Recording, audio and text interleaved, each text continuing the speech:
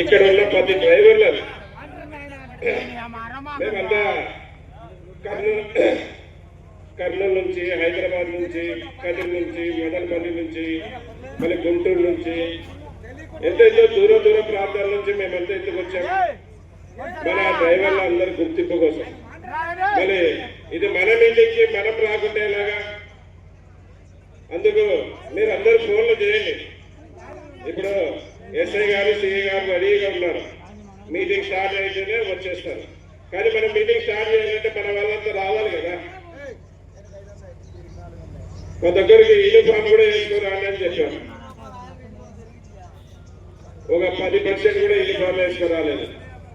మన గుర్తింపు ఎలాగా? మన వడిది